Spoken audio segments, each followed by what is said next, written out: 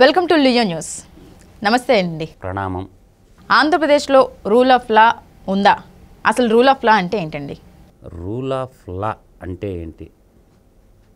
భారత రాజ్యాంగం ప్రకారం పౌరులందరికీ ఒకే చట్టం ఒకటే న్యాయం ఉండాలనేది రూల్ ఆఫ్ లా అనేది చెప్పుద్ది. రూల్ ఆఫ్ లా అంటే చట్టబద్ధ పాలన. What is the meaning about rule of law అంటే చట్టబద్ధ పాలన.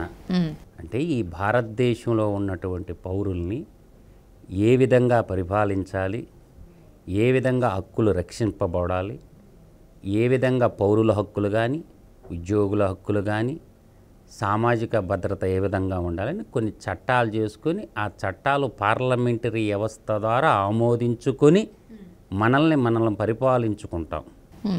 ఆ చట్టబద్ధ పాలన అనేది లేకుండా ఉంటే దాన్నే రూల్ ఆఫ్ లా అంటారు. చట్టబద్ధ పాలన అంటే అది. కానీ ఈ రోజుల్లో ఏమైందంటే ఖాకీ ఖద్దర్. ఖాకీ అంటే ఏంటి? Police officers, police department. Police department. Khaddar అంటే ఏంటి? రాజకీయ నాయకులు. ఎస్. వీళ్ళిద్దరు మిలాఖత్ అయిపోయి ఎవరు అధికారంలో ఉంటే వాళ్ళ వైపున కాకి చొక్కాలు మిలాఖత్ అయి దోస్త్ మేరా దోస్త్ అనుకొని ప్రతిపక్ష నాయకుల్ని, ప్రజాసంఘ నాయకుల్ని అణిచివేతకి, గృహ నిర్బంధాలకి చేస్తున్నారన్నమాట. అధికార పక్షం వైపు నిలబడుతున్నారు కాకి చొక్కాలు. ఇది దుర్మార్గమైనటువంటి ప్రక్రియ. కాబట్టి రూల్ ఆఫ్ లాని కాపాడాల్సినటువంటి అధికారులే ఈ విధంగా చేస్తుంటే ఇంకా ప్రజాస్వామ్యాన్ని ఎవరు పరిరక్షించాలి? ఇంకా ప్రజాస్వామ్యం కానీ నిరంకుశత్వం వైపు పయనించినప్పుడు ఏమవుద్దంటే శ్రీలంకలో ఏమైందా? ప్రజలందరూ సామూహికంగా పోయి దాడి చేసి శ్రీలంక అధ్యక్ష భవనాన్ని కబ్జా చేసుకున్నారు. వాడు ఫ్లైట్ వేసుకొని పారిపోయిండు శ్రీలంక అధ్యక్షుడు. ఇక ముఖ్యమంత్రి అనేవాడు నేనే సర్వాంతర్యామి, నేనే సర్వ సైన్యాధ్యక్షుడు అని అనుకున్నాడు అనుకో.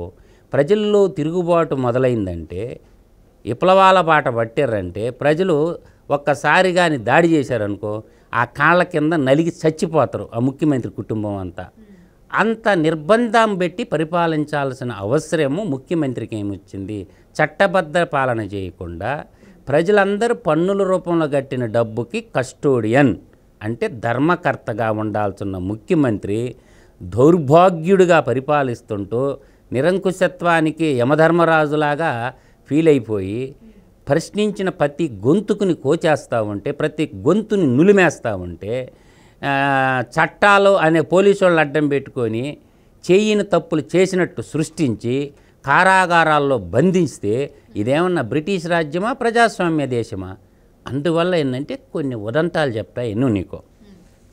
రూల్ ఆఫ్ లా గురించి జరిగిన తప్పిదనాలు తెలుసుకోండి. అప్పటి డీజీపీ, ఇప్పుడుండే డీజీపీ కథ కూడా చెప్తా. అప్పటి డీజీపీ గౌతమ్ సెవాగ్, ఇప్పటి డీజీపీ కసిరెడ్డి రాజేంద్రనాథ్ రెడ్డి నాయకత్వంలో ఏపీ పోలీస్ పాలకపక్షానికి గులాంగిరి, చెంచాగిరి చేయడంలో, ప్రతిపక్షాల గొంతు నొక్కడంలో అకుంఠిత దీక్షతను, గొప్ప ప్రతిభనే కనబరుస్తున్నారు. ఇది వాస్తవం కూడా అమ్మ. తర్వాత రెండో పాయింట్ తీసుకోండి. వైఎస్ఆర్సీపీ అధికారంలోకి వచ్చిన కొత్తల్లో ప్రతిపక్ష నేత చంద్రబాబు నాయుడు గారు అమరావతి పర్యటనకి వెళ్ళినప్పుడు ఆయన కాన్వాయ్పై రాళ్ళు చెప్పులు పడ్డాయి. అప్పుడు డీజీపీ గారు గౌతమ్ సెవాగ్ అన్న ఏమన్నాడో తెలుసా? నిరసన తెలపడం రాజ్యాంగం ఇచ్చిన హక్కు పౌరులకి అన్నాడు. ఏమన్నాడు? నిరసన తెలపడం రాజ్యాంగం ఇచ్చిన హక్కు అని అప్పటి డీజీపీ సెవాగ్ గారు అన్నారు. అంటే నిరసన తెలిపే హక్కు అధికార పార్టీ నాయకులకే ఉంటుందా, ప్రతిపక్ష పార్టీలకి ప్రజా సంఘాల వాళ్ళకి ఉంటుందా? అంటే అక్కడ మళ్ళీ రాజ్యాంగం ఉండదు, అక్కడ నిర్బంధం ఉంటుంది. తర్వాత అదే సెవాగ్ గారి నాయకత్వంలో ప్రజాస్వామిక నిరసన తెలిపే హక్కును ప్రతిపక్షాలకు లేకుండా కాలరాశాడు, ఉక్కు పాదంతో అనిచేశాడు. అంటే ఆడొక రాజనీతి, ఏడొక రాజనీతి. రూల్ ఆఫ్ లా ఉందా లేదా అనేది నా యొక్క పాయింట్. తర్వాత వైఎస్ఆర్సీపీలో ఒక పెడన పుడింగ్ ఉండడు. మీ కేడీ డిస్టిక్కే పెడన పుడింగి అని ఏమంటారు?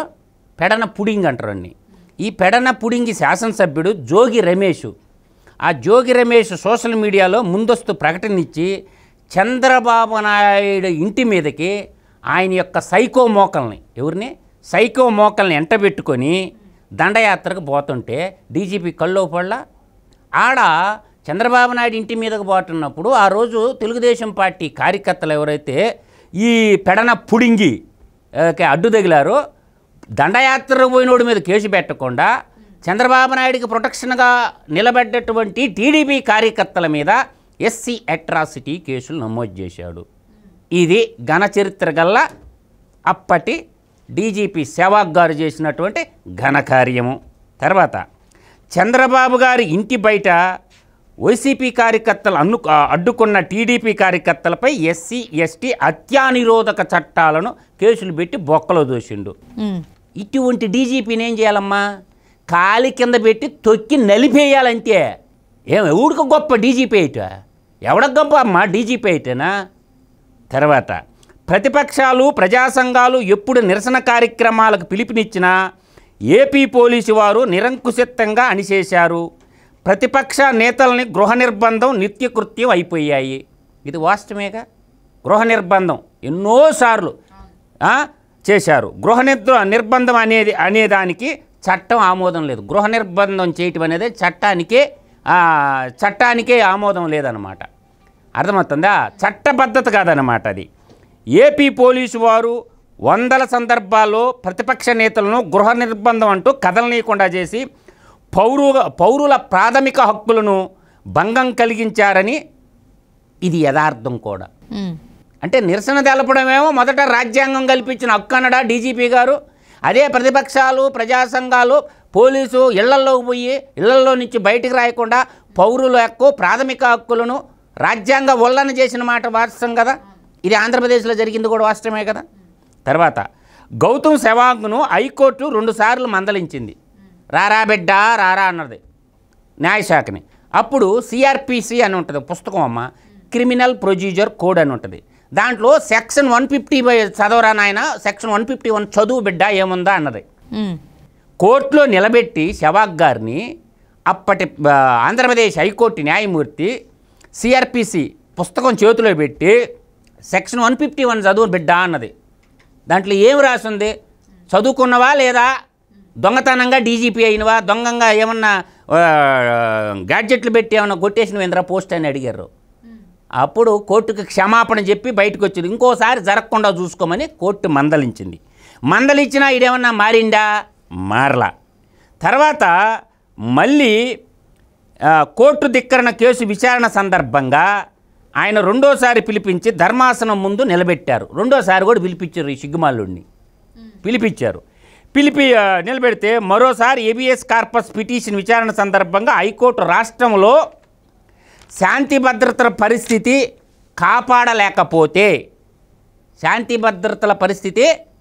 కాపాడలేకపోతే రాజీనామా చేసి ఇంటికి పో, ఇంకొక డీజీపీ వస్తాడు, నువ్వు పనికిమాలినోడి ఉండొద్దు, వెళ్ళిపోరా రాజీనామా చేసి అని బాగా డీజీపీకి తలంటింది. తలంటినా కూడా ఏం చేసింది ఈయన? అప్పుడు ఏం చేశాడంటే అక్కడ గంజాయి, మన మన్యం ప్రాంతంలో గంజాయి 15,000 ఎకరాల్లో మొత్తం నాశనం చేసి తగలబెట్టిచ్చేసిండు. ఎవరు? సెహ్వాగ్ అన్న, మన పెద్దన్న, పోలీసు పెద్ద బాసు. జగన్మోహన్ రెడ్డి గమ్ముకుంటాడు గంజాయి పంటని ధ్వంసం చేస్తే. ఎవడ్రా నువ్వు నాకు పనివాడుగా ఉండాలా, నాకు గులాంగిరి చేయాలా, నాకు శంషాగిరి చేయాలి, నువ్వేంద్రా గంజాయి పంటను ధ్వంసం చేసేదని చెప్పి అది ఒక మనసులో పెట్టుకుండ్రు. తర్వాత ఏంటంటే ఉపాధ్యాయ సంఘాలు చలో విజయవాడ అని ఒక ప్రోగ్రాం పెట్టినాయి. ఆ చలో విజయవాడ కార్యక్రమాన్ని విజయవంతంగా సక్సెస్ చేశారు టీచర్లు. బడి పొంతులమ్మలు టీచర్లు ఐవోర్లు అందరూ పోయి సక్సెస్ అయితే నువ్వు దాన్ని తొక్కేయాలి కదా, నీ పోలీసు బూట్ల కింద పెట్టి నలిపేయాలి కదా టీచర్లు అందరికీ విద్య చెప్పేటటువంటి టీచర్లని నలిపేయకుండా నువ్వు ఆ యొక్క పోలీసు నీ వల్లే, నీ అసమర్థత వల్లే విజయవాడ వచ్చి ధర్నా చేశారు అని చెప్పి సెహ్వాగ్ గారిని, ఇంకా నీ సేవలు చాలయ్యా, నువ్వు మాకు పనివాడుగా ఉండాలి కానీ నువ్వేందు ఇట్లా ప్రవర్తిస్తుండో, నువ్వు ఇంటికి పోయా అని చెప్పి ఆయన ఇంటికి పంపించి ఏం చేశారు? ఏపీఐసి చైర్మన్ ఉంది కదా, మా ఆంధ్రప్రదేశ్ పబ్లిక్ సర్వీస్ కమిషన్ చైర్మన్గా పెట్టి సీఎం సొంత జిల్లా వాడైనా సీఎం సొంత మనిషి అయినా ఆయన కాడికి సీనియర్లు ఉండరు 10-12 సంవత్సరాలు, వాళ్ళందరిని పక్కన పెట్టేసి సీఎం సొంత జిల్లా నుంచి ఎవరిని తెచ్చుకున్నాడు? కసిరెడ్డి రాజేంద్రనాథ్ రెడ్డిని తెచ్చి డీజీపీ పోస్టులో కూర్చొని పెట్టాడు ఇప్పుడున్న ముఖ్యమంత్రి. ఇప్పుడు చూడండి, రాష్ట్రం చేసుకున్న దౌర్భాగ్యం ఏంటంటే, రాష్ట్ర ముఖ్యమంత్రి కడప జిల్లా నుంచి, చీఫ్ సెక్రటరీ జవహర్ రెడ్డి గారు ఎక్కడి నుంచి? కడప జిల్లా నుంచి. అర్థమవుతుందా? డీజీపీ ఎక్కడి నుంచి? కడప జిల్లా నుంచి. ముగ్గురు కడప యోధులు ధీరులు కూర్చొని ఆ కడప రాజకీయాన్నంతా ఆంధ్రప్రదేశ్ ఉమ్మడి 13 జిల్లాల మీద జగన్మోహన్ రెడ్డి సృష్టించుకున్న 26 జిల్లాల మీద పెట్టి శివతాండం ఆడుతున్నాడు. అందువల్ల ఏంటంటే, నేను అంటుండేది ఏంటంటే, రూల్ ఆఫ్ లా అనేది, అర్థమవుతుందమ్మా, రూల్ ఆఫ్ లా అనేది అసలు ఆంధ్రప్రదేశ్ రాష్ట్రంలో ఉందా? రూల్ ఆఫ్ లా ఇంప్లిమెంటేషన్ కానప్పుడు ఆర్టికల్ 355 ఉంది, ఆర్టికల్ 356 ఉంది, ఆర్టికల్ 360 ఉంది. ఈ మూటిని ప్రయోగించి జగన్మోహన్ రెడ్డి సర్కార్ని ఎప్పుడో భద్రపు చేయాల్సిందమ్మా రాష్ట్రపతి. కానీ ఇంతకాలం మోడీ గారి సహాయ సహకారాలతోటే జగన్మోహన్ రెడ్డి ముఖ్యమంత్రిగిరి ఎలగబెట్టినాడు. అదే కానీ మోడీ గారు కానీ ఆర్టికల్ 355, ఆర్టికల్ 356, ఆర్టికల్ 360 ఈ 3 కానీ ప్రయోగించుకుంటే జగన్మోహన్ రెడ్డి సర్కార్ ఎప్పుడో కుప్పకూలిపోయేది. దానివల్ల నేను అంటుండేది ఏంటంటే, అసలు ఆర్టికల్ 355 అంటే ఏంది, 356 అంటే ఏంది, ఏమైనా అంకెలు అనుకున్నావా ఏందా? ఆర్థిక ఎమర్జెన్సీ అంటే ఆర్థిక నిర్వహణ సక్రంగా చేయలేనప్పుడు,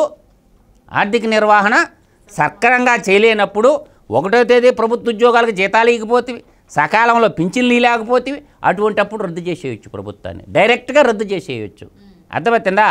రాజ్యాంగబద్ధ పాలన చేయనప్పుడు కూడా రద్దు చేసేయచ్చు. అర్థమైతే ముందు రద్దు చేసేయచ్చు, తర్వాత భారత పార్లమెంట్లో బిల్లు ప్రవేశపెట్టి లోక్సభ రాజ్యసభలో పెట్టి ముద్ర వేయచ్చు. అర్థమవుతుందా? ఎప్పుడో మోడీ గారు చేయాల్సిన ఈ పని ఇప్పుడు ప్రజాస్వామ్యం కదా, చూసిర్రు. ఇప్పుడు ఎలక్షన్ కమిషన్ యాక్షన్ తీసుకుంటుంటే జగన్మోహన్ రెడ్డికి కింద మీద దడిచిపోతూ ఉంది. అట్టా కదా ఇప్పుడు నేను పోయి ఒక 9 మంది ఇంటికి, ఇంకా పోతారు చాలామంది. ఈ డీజీపీ ఉండు, సిఎస్ ఉండు, వీళ్ళు కూడా త్వరలో 18వ తేదీ లోపల అందరూ వెళ్ళకపోయేవాళ్ళే. అందువల్ల ఏంటంటే IAS, IPS, IRS, ISS, Indian civil service చదువుకున్న ప్రతి ఆఫీసర్లందరికీ లక్షల జీతాలు ఉంటాయమ్మా. ఎందుకు శంషాగిరి, గులాంగిరి, బానిస బతుకులు బతికేదానికంటే దేశాన్ని కాపాడండి, ప్రజాస్వామ్యాన్ని నిలబెట్టండి, ప్రజల హక్కులు కాలరాయకుండా ప్రజల పక్షాన ఉండాలి తప్ప, ప్రజలు కదంటే మా జీతాలు ఇచ్చేది వాళ్ళందరికీ, ముఖ్యమంత్రికి కానీ, ఎమ్మెల్యేలకు కానీ, ఎంపీలకు కానీ, ఎమ్మెల్సీ కానీ. ముఖ్యమంత్రి ఖర్చు పెట్టే ప్రతి రూపాయి ప్రజలదేనమ్మా, ముఖ్యమంత్రి సొంత డబ్బు కాదు. ముఖ్యమంత్రి ఖర్చు పెట్టే ప్రతి రూపాయి ప్రజలది.